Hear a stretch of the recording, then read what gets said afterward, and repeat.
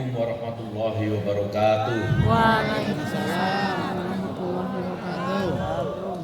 Alhamdulillahirabbil alamin wassalatu wassalamu ala asrofil anbiya'i wal mursalin sayyidina wa maulana Muhammadin wa ala alihi wa sahbihi ajma'in, amma ba'd.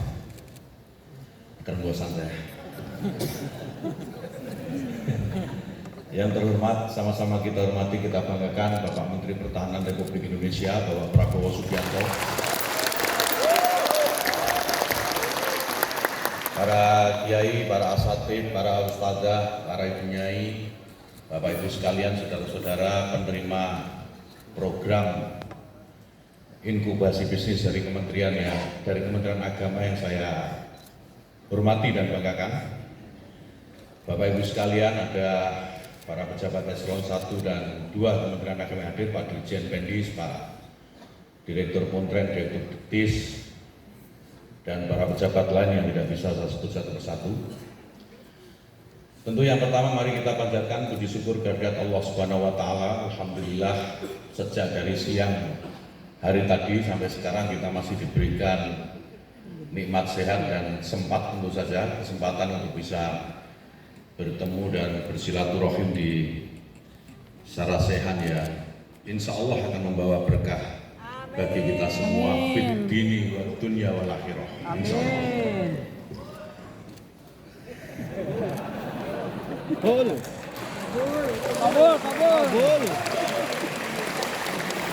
Bapak Ibu sekalian yang saya hormati, saya pendek saja karena waktu nanti selebihnya kita akan serahkan kepada Pak Menhan untuk memberikan arahan dan pandangannya kepada kita semua.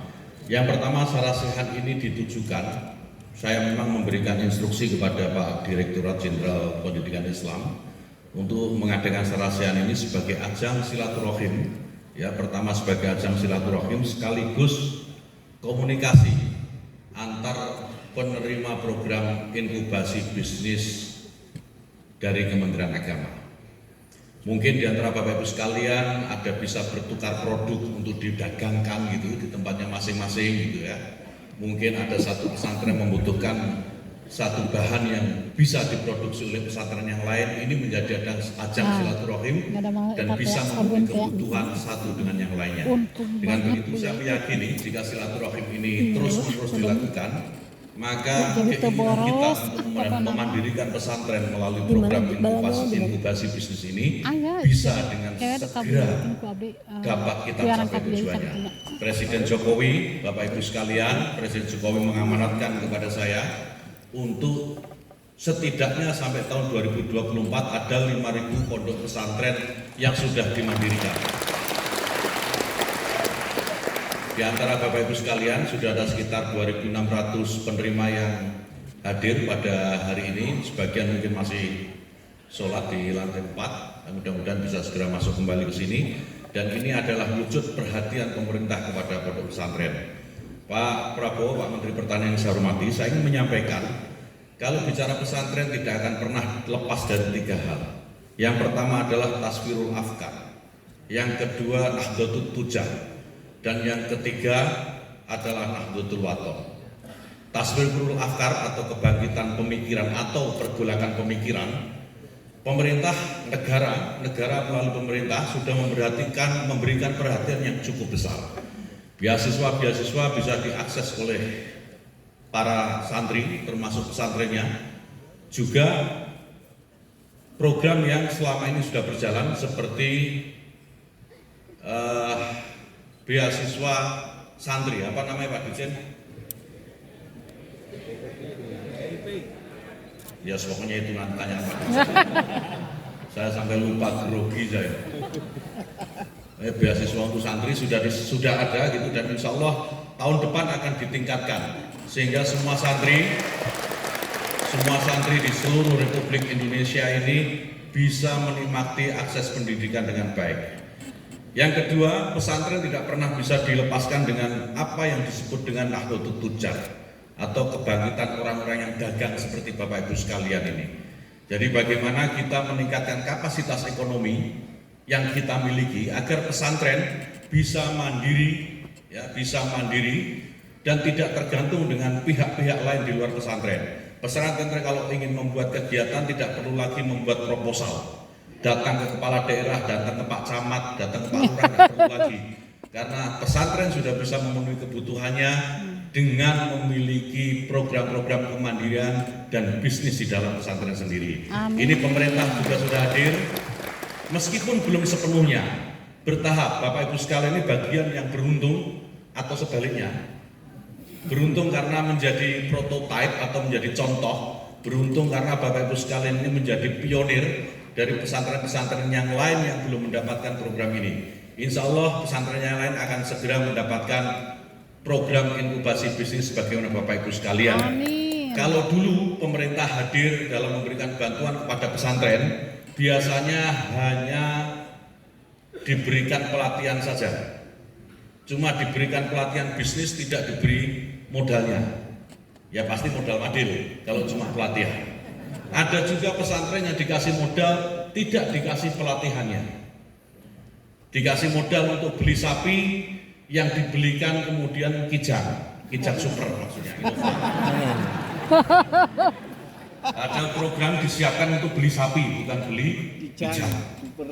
Nah biasanya begitu. Ada juga yang sudah disiapkan pelatihannya, disiapkan modalnya, tetapi tidak disiapkan pemasarannya. Inkubasi bisnis yang sekarang diterapkan oleh Kementerian Agama ini Bapak Ibu sekalian, kita akan siapkan mulai dari pemilihan bisnisnya, pelatihan bisnisnya, modalnya, sampai off taker atau siapa yang akan mengambil produk dari pesantren yang Bapak Ibu pilih. Mudah-mudahan ini bagian dari ikhtiar baik kita agar pesantren semakin diperhatikan oleh negara. Amin. Yang ketiga, Nahdlatul Wathon. Pesantren tidak pernah bisa dilepaskan dari Nahdlatul Wathon atau kebangkitan negara. Indonesia dengan pesantren ini terhadap Indonesia memiliki jejak sejarah yang panjang. Bapak Ibu sekalian, sejak zaman kolonial sebelum Indonesia merdeka, pesantren sudah mendharma baktikan dirinya untuk Nusantara, untuk Indonesia, untuk negeri ini. Dulu ketika zaman kolonial tidak ada sekolah yang bisa menampung anak-anak kita di pelosok pedesaan. Yang bisa mengakses sekolah hanya mereka keturunan Belanda atau para priayi. Tapi pesantren kemudian hadir untuk bisa memberikan pendidikan alternatif kepada seluruh anak bangsa. Oleh karena itu pesantren disebut oleh banyak orang sebagai lembaga pendidikan genuine atau asli milik Indonesia.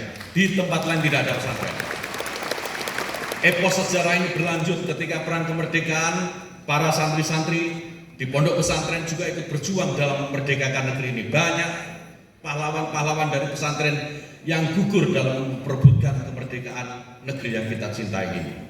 Ketika tentara sekutu ingin menjajah kembali Indonesia, kita tahu tanggal 22 Oktober 1945 Hadratus Syekh Hasyim Asy'ari, Rais Akbar, pengurus besar Nahdlatul Ulama, kemudian mengeluarkan sebuah perintah yang kita kenal dengan nama resolusi siap. Perintah ini yang kemudian menarik para santri, para pesantren di radius 80 km di kota Surabaya untuk ikut bertempur melawan dan mengusir tentara sekutu yang ingin menjajah kembali Indonesia. Ini sumbangsih pesantren kepada bangsa dan negara yang kita cintai. Masya Allah. Epos terus berlanjut ketika pemberontakan PKI. Kita tahu santri-santri kita menjadi korban dari keganasan kudeta PKI. Di masa reformasi pesantren-pesantren kita juga ikut berjuang menegakkan orde demokrasi yang belum pernah ada sebelumnya, sehingga seorang kader santri kita paling hebat dalam sejarah bangsa ini, Gus Dur, mampu menjadi presiden. Namun Bapak Ibu sekalian, saudara-saudara saya yang saya cintai dan saya banggakan, kita perlu kemudian mempertanyakan apa yang sudah negara kontribusikan untuk pesantren. Secara pemikiran sudah, dikasih beasiswa sudah, dikasih akses pendidikan ada. Dari sisi Nahdlatul Tujar sudah ada, diberikan akses permodalan, diberikan akses pemasaran dan seterusnya. Tinggal soal kebangkitan negara ini. Kebangkitan negara, pesantren ikut membela negara ini ketika negara ini mengalami ancaman. Pesantren ikut memerdekakan negara ini ketika negara ini dijajah. Nah sekarang kita hadirkan Pak Menteri Pertahanan Republik Indonesia kita, Bapak Prabowo Subianto, untuk menyampaikan kepada para santri, kepada pesantren semua, apa kontribusi negara dalam ikut terlibat, ya, mengembangkan pesantren dan partisipasinya dalam ikut membela bangsa dan negara yang kita cintai ini. Bapak Ibu sekalian, saya kira ini karena waktunya sempit, nanti kita minta Pak Prabowo juga tidak usah lama-lama Pak, mohon izin. Yang penting intinya bisa ditangkap oleh para pengasuh pondok pesantren ini, dan insya Allah ini akan disampaikan kepada para santri dan lingkungan sekitarnya.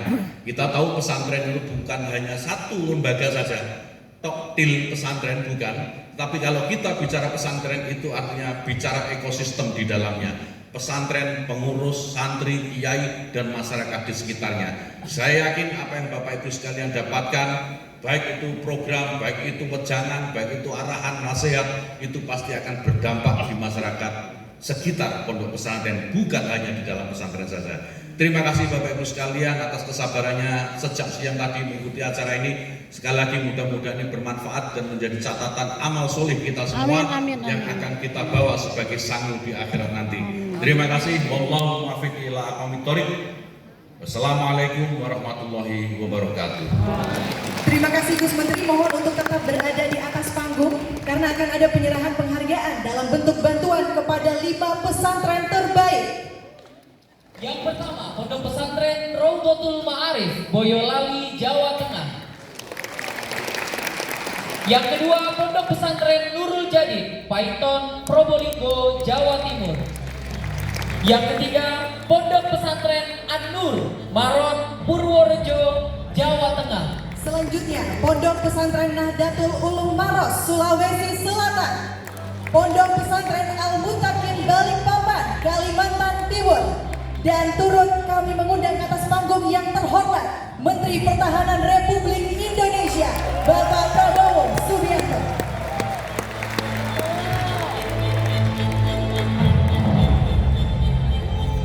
Pesantren Mandiri, Pesantren Berdaya, Indonesia. Jaya, Jaya, Jaya.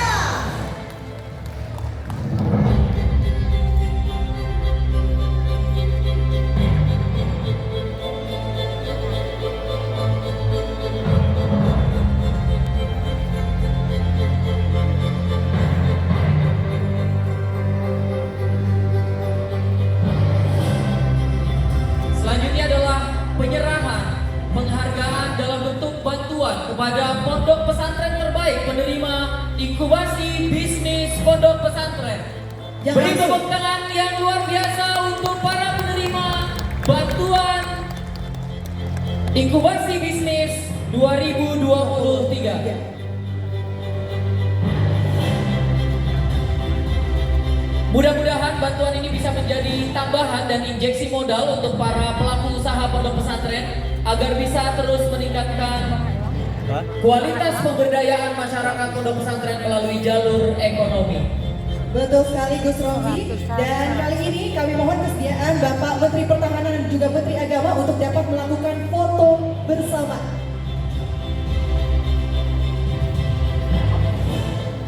Baik, kita hitung bersama. 1, 2, 3. Sekali lagi 1, 2, 3. Baik, terima kasih banyak Bapak. Kami mohon Bapak Menteri Pertahanan untuk tetap berada di atas panggung. Terima kasih kami ucapkan kepada Menteri Agama dan seluruh penerima penghargaan bantuan untuk dapat kembali ke tempat semula. Selanjutnya kami silakan kepada Menteri Pertahanan untuk dapat menyampaikan sambutannya.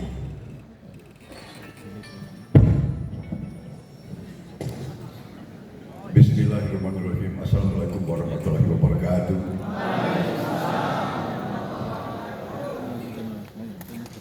Marilah kita sebagai insan yang bertakwa tidak henti-hentinya memanjatkan puji syukur kehadirat Allah Subhanahu wa taala. Kita masih diberi kesehatan, masih diberi nafas, dapat berjumpa pada sore hari ini di tempat yang baik ini dalam acara Sarasehan pesantren dalam rangka peningkatan kemandirian pesantren. Saya juga mengajak kita semua menyampaikan selawat dan salam kehadiran junjungan kita Nabi besar Muhammad Rasulullah SAW yang telah memberi kepada kita agama dan peradaban. Saya ucapkan terima kasih terutama kepada yang saya hormati Menteri Agama Republik Indonesia Bapak Kiai Haji Yakut Khalil Umas dengan seluruh jajarannya yang hadir, Sekretaris Jenderal Kementerian Agama RI, Inspektur Jenderal, Direktur-Direktur Jenderal yang hadir di sini. Kemudian juga hadir Bendara Umum PBNU, Gus Gudvan Arif yang saya hormati, sahabat saya lama, para tokoh agama yang hadir di sini, para pejabat eselon 1, staf ahli, staf khusus, tenaga ahli Menteri Agama, serta yang saya muliakan para pimpinan pengasuh pondok pesantren. Saya akan bicara tidak terlalu lama, tetapi saya juga sudah menitipkan buku, mudah-mudahan buku itu bisa bermanfaat untuk dipelajari, karena memang benar tadi disampaikan Menteri Agama, peran para ulama, peran pesantren dalam perjuangan bangsa sangat-sangat besar. Ratusan tahun perlawanan terhadap penjajah yang datang untuk menjajah kita banyak dipelopori oleh para kiai, para ulama yang mimpin perlawanan ini. Kalau kita lihat pahlawan-pahlawan bangsa, mungkin lihat gambarnya, lihat lukisannya, mungkin sebagian besar ketahuan pakaiannya itu pakaian ulama. Bahkan Pangeran Diponegoro pun, walaupun pangeran waktu memimpin perjuangan, beliau berjubah berpakaian ulama. Beliau mimpin di atas kuda perlawanan sebagai pemimpin umat agama. Disitulah menyatu sebetulnya ulama dan umaroh demi mempertahankan kepentingan bangsa rakyat. Karena rakyat Indonesia memang sebagian besar adalah beragama Islam, berarti kepentingan bangsa artinya juga kepentingan umat Islam. Saudara-saudara sekalian, sangat benar perjuangan kemerdekaan kita. Memang proklamasi kemerdekaan dilakukan di Jakarta 17 Agustus 45. Tetapi ujian kemerdekaan dilakukan di Jawa Timur mulai Oktober sampai puncaknya 10 November 1945. Dan benar sekali peran yang sangat penting yaitu dimainkan, dijalankan oleh ulama-ulama besar yang puncaknya adalah Resolute Jihad yang dikeluarkan 22 Oktober. Itulah yang menggerakkan, menyatukan dan memelopori perlawanan rakyat semesta. Dan disitulah sampai sekarang sistem pertahanan Indonesia kita sebut sistem pertahanan kita adalah pertahanan keamanan rakyat semesta. Indonesia dalam sejarahnya melawan penjajah dengan seluruh kekuatan. Tidak ada tentara aktif dan tentara tidak aktif, karena dulu tidak punya tentara kita. Jangankan tentara, tidak ada negara. Kita belum punya anggaran, kita belum ada APBN. Jadi ini semua adalah rakyat yang bangkit, rakyat yang angkat senjata, dan konsep inilah yang ternyata berhasil kita memukul keluar para penjajah. Kita tidak boleh lupa bahwa bangsa kita termasuk bangsa yang kaya. Nusantara kita sudah sejak ratusan tahun dikenal oleh dunia bahwa kita negara yang sangat kaya dengan segala kekayaan alam.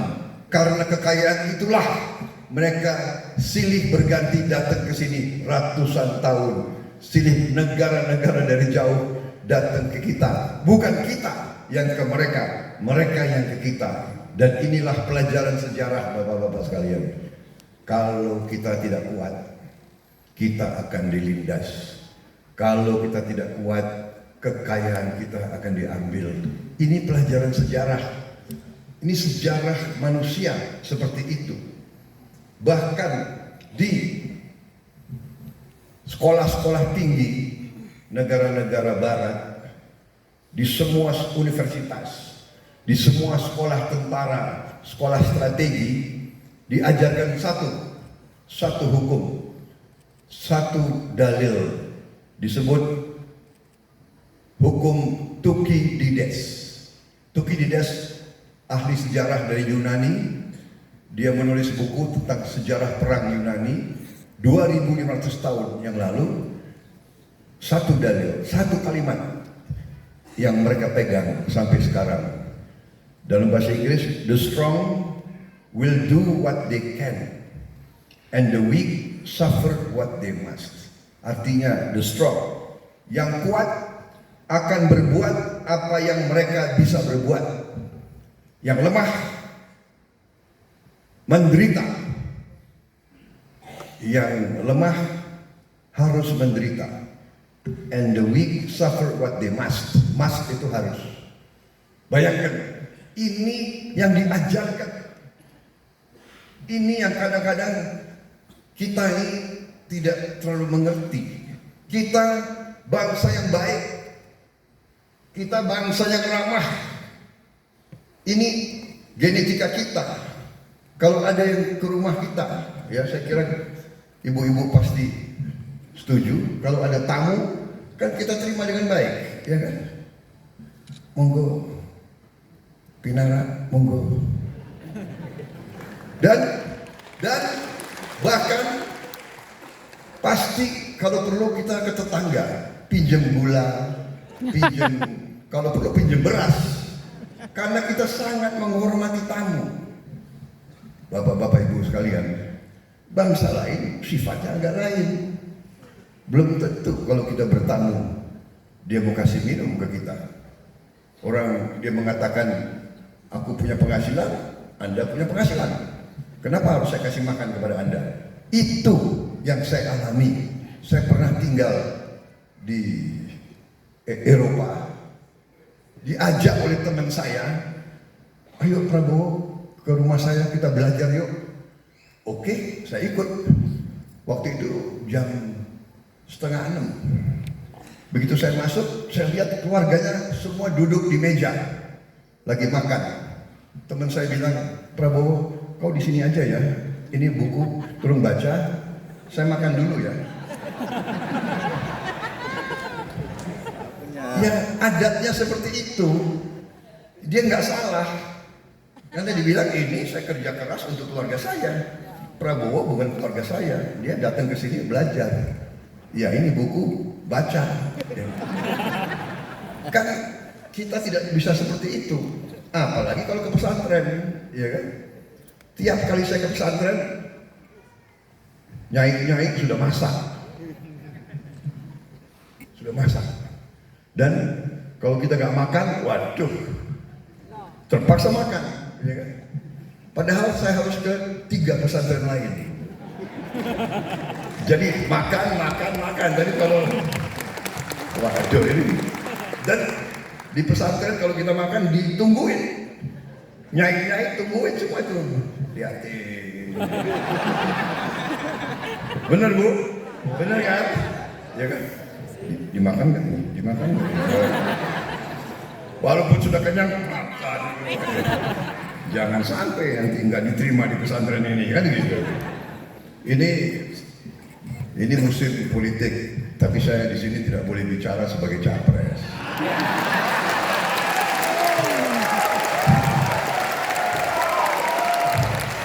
pada wartawan ya. Jadi saya mau tegas di sini ya. Saya tidak minta dukungan dari bapak-bapak ibu-ibu. Saya di dalam hati berharap Kabul. dan saya berharap doa dan sesuatu dari bapak-bapak ibu sekalian. Sami wae.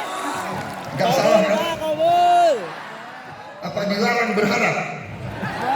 Di dalam hati saya berharap bahwa bapak-bapak ibu-ibu tidak lupa dengan saya. Kan gak salah.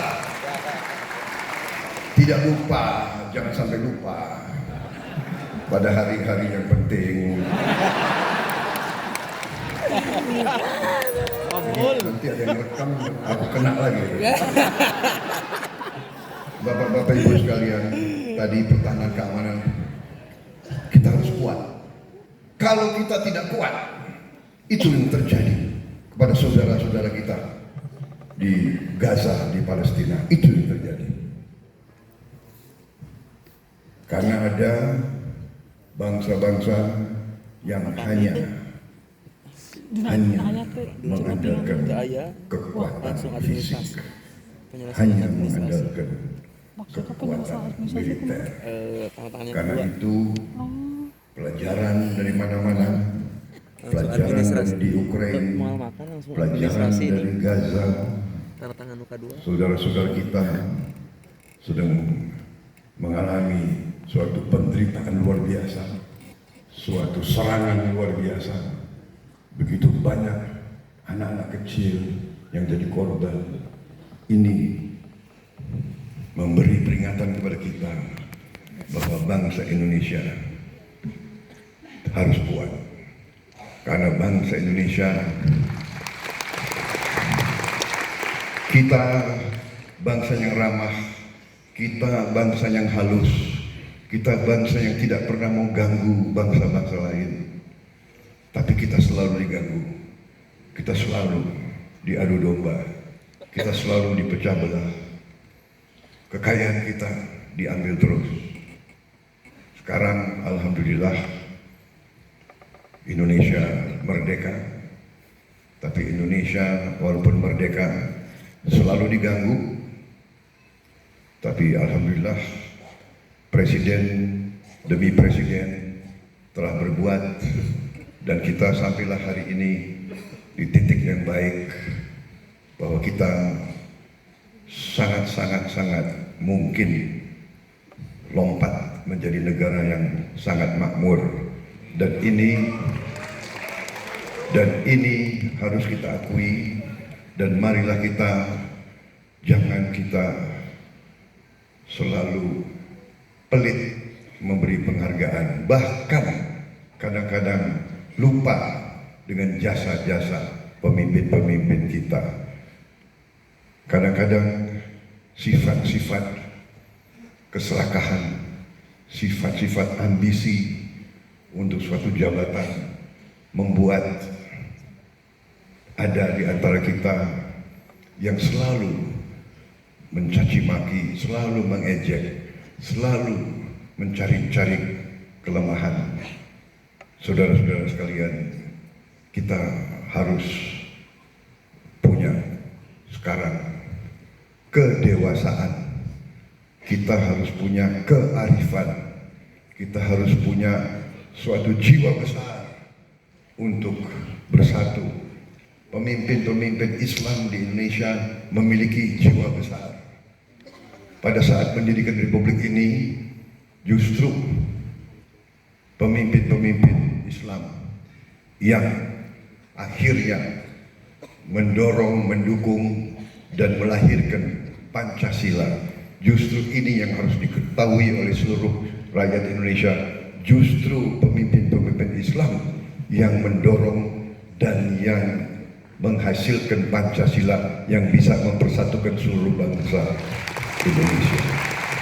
Banyak yang tidak mengerti, dan Islam kita alhamdulillah adalah Islam yang moderat, Islam yang rahmatan lil alamin, dan ini juga pengaruh dari pemimpin-pemimpin kita seperti Gus Dur, pemimpin-pemimpin kita yang selalu memimpin dengan kebaikan, dengan moderasi, dengan kesejukan, dan dengan membuka diri berbicara dan berhubungan dengan semua agama, semua suku, semua ras di dunia ini. Inilah kenapa Islam di Indonesia sangat dihormati dan sangat diterima oleh seluruh dunia. Mudah-mudahan ini akan membuat kita bisa berperan lebih baik. Jadi dengan kebangkitan Indonesia, saya sangat ingin menyampaikan penghargaan yang sangat tinggi kepada Kementerian Agama, kepada Menteri Agama dan seluruh jajarannya yang telah menjalankan suatu program yang menurut saya luar biasa, yaitu inkubasi bisnis untuk semua pesantren kita, ya, yang memang cita-citanya sampai semua pesantren 5.000 lebih, sekarang saya dengar baru 2.600, dan ini sudah sangat berhasil. Dan insya Allah program semacam ini kita tingkatkan, kita teruskan supaya semua pesantren kita mandiri. Saya kira ini juga sesuatu yang harus kita akui adalah suatu prestasi Presiden Joko Widodo. Beliau, saya kira, presiden yang sangat memikirkan pesantren. Di bawah beliau, ya kan, beliau yang mengakui adanya hari santri, kemudian beliau melahirkan konsep-konsep besar dana abadi pesantren yang harus kita implementasikan, kita wujudkan. Dan ini boleh nggak bicara program saya nanti?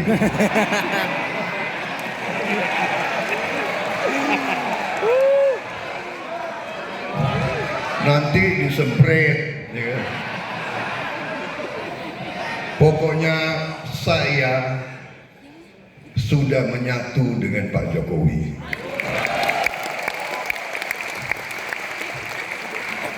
Saya tidak tahu ilmunya Pak Jokowi bagaimana itu. Yang jelas hebat, ya kan? Beliau bukan saja mengalahkan mantan panglima, mantan jenderal. Beliau mengalahkan, tapi beliau bisa menjadikan kawan yang baik. Itu ilmu yang sangat tinggi. Kalau lawan dijadikan kawan, itu baru ilmu, saudara. Jangan kawan dijadikan lawan. Wah, itu salah, ya kan? Benar nggak? Ilmu yang tinggi adalah lawan jadikan kawan. Tapi di Indonesia ada orang yang suka kawan dibikin lawan. Kasih dia dong. Aduh, sahata. Prabowo Subianto jangan dikasih podium lama-lama.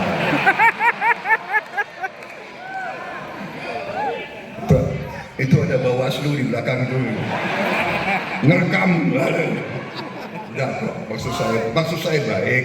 Saya belajar, ya, belajar. 1000 kawan terlalu sedikit, 1 lawan terlalu banyak. Nah, ini ilmu kepemimpinan, ilmu negarawan yang dimiliki Pak Jokowi.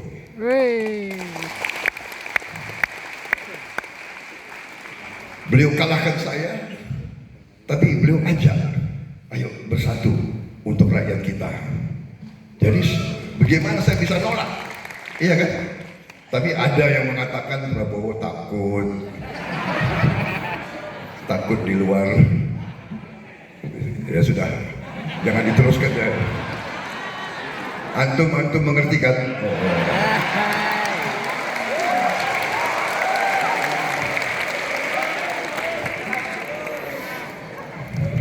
Ada juga yang mau, ya kan, agama dibuat dibuat tangga. Tapi saya tenang, saya bersama dengan antum semua, saya tenang. Saya tenang karena ada Gus Yakut di sebelah saya. Saya ini punya firasat ya. Sepertinya Gus Yakut akan berperan terus di Republik ini. Ya. Bagaimana? Tapi ini firasat. Tanya aja beliau firasat. Saya suka sama beliau. Kenapa? Beliau orangnya berani. Berani. Banser rupanya ya. Banser dulu. Ngeri juga ya banser dulu. Udah hitam begitu.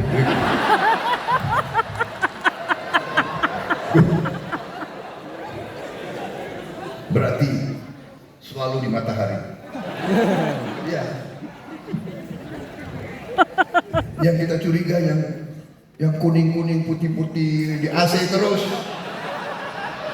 Tidak dekat sama rakyat, tidak dekat sama santri. Iya kan? Bisa, tepat Prabowo. Ini baru firasat loh. Bagaimana saya perlu teruskan ceramah saya? Halo.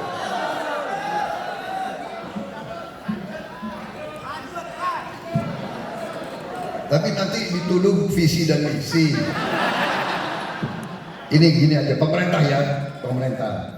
Jadi Bapak-bapak Ibu sekalian, bagaimana nanti ya kan pemerintah yang akan datang, siapapun yang memerintah nanti, siapapun ya, harus berpihak kepada rakyat Indonesia.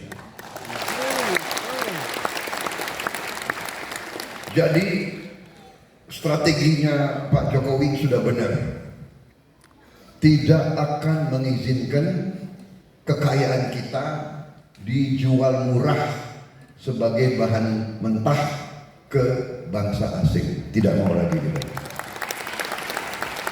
Semua kekayaan alam kita harus diolah di bumi Indonesia. Dan kebijakan itu dinamakan hilirisasi. Jadi kalau sumber alam kita dalam bentuk mentah itu berarti hulu, kita tidak mau izinkan dijual murah lagi dalam bentuk mentah. Harus diolah sampai pabrik-pabrik hilirnya ada di bumi Indonesia. Supaya anak-anak Indonesia bisa dapat pekerjaan yang baik semuanya. Kita tidak mau sebagai contoh menjual nikel kita dalam bentuk mentah. Tahun 2017 nikel kita dijual, sebelumnya selalu dijual mentah. Penghasilan kita dalam bentuk dolar adalah 3,3 miliar, sekitar 50 triliun rupiah. Tahun 2020 Pak Jokowi mengeluarkan larangan ekspor nikel. Tahun 2022 ya, 2 tahun sesudah larangan, penghasilan kita 33,8 miliar. Masya Allah. Naik 10 kali, naik 1000% naiknya. Ini yang sekarang kita bisa gunakan untuk bantu rakyat kita, saudara sekalian. Untuk BLT, untuk bantuan raskin, untuk BPJS, supaya dapat untuk program, kita harapkan kita bisa tingkatkan nanti program inkubasi bisnis untuk semua pesantren ini semua. Dan juga nanti untuk makan siang untuk semua anak-anak Indonesia. Pemerintah, siapapun nanti yang memerintah harus memberi makan siang kepada anak-anak kita semua. Apalagi kalau saya yang dapat makan. Makan siang dan minum susu. Insya Allah, siapa tahu. Ya. Apalagi didoain oleh 2.600 tokoh pesantren di seluruh Indonesia. Ini contoh satu, kita punya sekarang rencana untuk 28 komoditas. 28 komoditas kita sudah punya rencananya. Nikel, timah, batu bara, tembaga, boksit, besi baja, emas, perak, aspal, minyak bumi, gas bumi, sawit, kelapa, karet, biofuel, kayu, getah, udang, ikan, rajungan, rumput laut, gas, kita sudah punya. Semuanya akan kita olah, bapak-bapak, ibu-ibu sekalian. Boksit bahan untuk aluminium, aluminium bahan untuk pesawat terbang, motor, mobil, televisi, semua barang harus pakai aluminium. Kita akan olah di Indonesia. Bapak Presiden baru buka smelter 2 hari lalu untuk emas di Gresik. Selama ini emas kita dibawa keluar, sekarang diolah di Indonesia. Saya kira sekali saya mau kasih lihat contoh satu aja. Pohon industri salah satu komoditas. Ini pohon industri yang kita sebut pohon. Kita bikin rencana seperti pohon.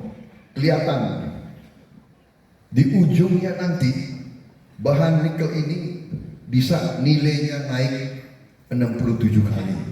Tadi baru 10 kali. Nanti akan naik 67 kali. Masya Allah. Bapak-bapak, ibu-ibu sekalian. Nah, jadi ini saya punya ada di sini 42 slide. Tapi waktu nggak keburu. Jadi saya tinggalkan, tapi intinya adalah kita bersyukur kehadirat Yang Maha Kuasa telah memberi kepada kita karunia yang demikian besar, dan kita sekarang harus berusaha nantinya untuk mencari pemimpin-pemimpin yang bisa mengumpulkan putra-putra, putri-putri terbaik bangsa Indonesia untuk bisa menjaga kekayaan ini, dan tidak hanya menjaga, mengelola, memimpin mengelola supaya membawa Indonesia menjadi negara yang hebat. Dan ingat, hanya dengan kita punya kekuatan untuk menjaga kekayaan ini, dan diantaranya pesantren-pesantren kita juga harus kuat, juga harus mandiri, juga tidak boleh nanti tergantung sama orang lain. Cita-cita kita pesantren-pesantren itu bisa kuat dan mandiri sehingga bisa menghasilkan pendidikan yang terbaik untuk santri-santrinya, untuk santri-santriwatinya itu. Itu yang kita cita-citakan, dan saya yakin bahwa kita bisa mencapai itu karena semuanya sudah ada, tinggal kita menjaga dan mengelolanya. Saya kira itu yang ingin saya sampaikan. Terima kasih atas undangan ini, dan saya siap dalam waktu yang akan datang kalau ingin diskusi lebih rinci dengan saya dalam forum yang lebih tertutup, nggak ada wartawan, sehingga saya bisa lebih terbuka, ya kan? Sekarang harus sangat hati-hati, apalagi ada podium, ada mikrofon, ya kan? Ini musim politik, tapi politik adalah kewajiban kita. Kalau kita tidak berpolitik, ada yang mengatakan kalau orang-orang baik diam semua, kalau orang-orang baik tidak mau berpolitik, berarti orang-orang tidak baik yang akan berkuasa. Itu dari saya. Wassalamualaikum warahmatullahi wabarakatuh. Terima kasih perhatian saudara, dan semoga program ini, inkubasi bisnis pesantren menuju pesantren yang kuat dan mandiri, akan berhasil terus dan akan diperkuat terus di masa yang akan datang. Amin. Terima kasih. Selesai. Terima kasih. Semoga kembali ke tempat masing-masing selalu dilindungi oleh Yang Maha Kuasa. Terima kasih. Terima kasih Bapak Menteri Pertahanan Republik Indonesia, Bapak Prabowo Subianto. Terima kasih Bapak.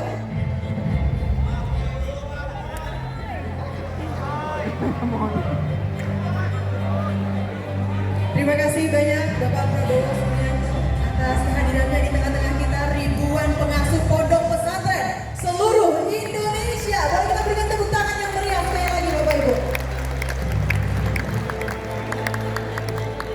Doa dari Pak Prabowo tadi juga tentu saja mudah-mudahan dijabah oleh Allah Subhanahu wa taala bahwa program Kementerian Pesantren ini akan terus lestari sampai ke depan dan menjadikan bangsa Indonesia tumbuh berkembang bersama pondok pesantren.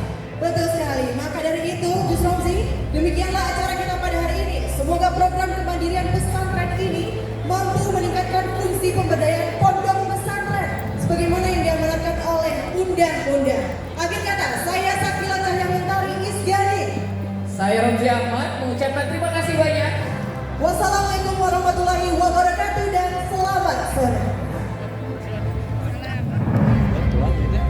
Yang dipotong